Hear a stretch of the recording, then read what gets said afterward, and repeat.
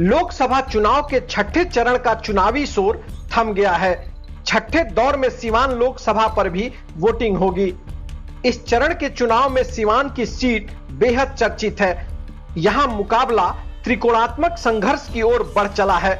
जदयू ने रणनीति बदलते अपने सिटिंग सांसद कविता सिंह को बेटिकट किया और कुशवाहा जाति से आने वाली विजय लक्ष्मी कुशवाहा को उम्मीदवार बनाया, तो राजद ने पूर्व विधानसभा अध्यक्ष अवध बिहारी चौधरी को लोकसभा के चुनावी जंग में उतारा है।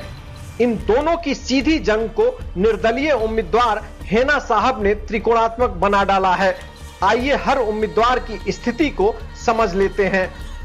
इंडिया गठबंधन की तरफ से राजद ने अवध बिहारी चौधरी को चुनावी रण में उतारा है।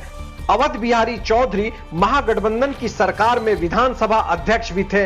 वैसे सीवान विधानसभा से अवध बिहारी चौधरी 6 बार विधायक रहे हैं। इनके पास लोकसभा चुनाव लड़ने का अनुभव नहीं है। यह उनका पहला लोकसभा चुनाव है।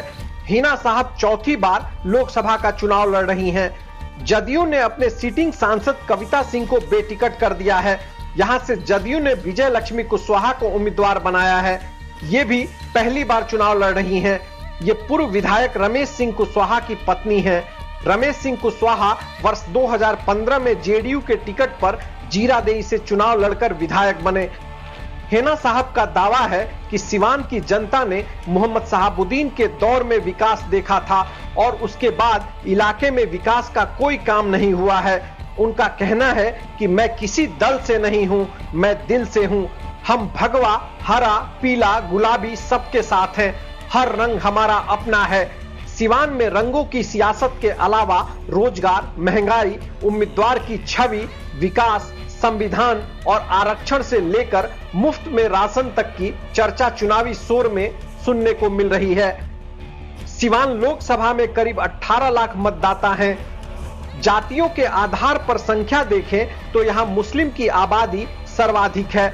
मुस्लिम वोटर की संख्या करीब 3 लाख है। दूसरे नंबर पर यादव हैं। यादव का कुल मतदाता करीब 2.5 लाख हैं। सवर्ण मतदाता भी करीब 4 लाख के करीब हैं। कुशवाहा 1,25,000, सहनी 80,000 और ईबीसी 2.5 लाख हैं। चुनाव प्रचार के पैटर्न को देखें तो हिना ने उन क्षेत्रों में ज्यादा समय बिताया है जहां पर अपर कास्ट को केंद्रित देखा जाता है। वहीं उनके प्रतिद्वंदी उम्मीदवारों ने अपने अभियान को केवल शहरी क्षेत्रों तक ही सीमित कर दिया। हेना साहब की सक्रियता चुनाव की तारीखों के ऐलान से पहले से है। अवध बिहारी चौधरी और विजय लक्ष्मी की सक्रियता चुनाव के ऐन मौके पर देखने को मिली।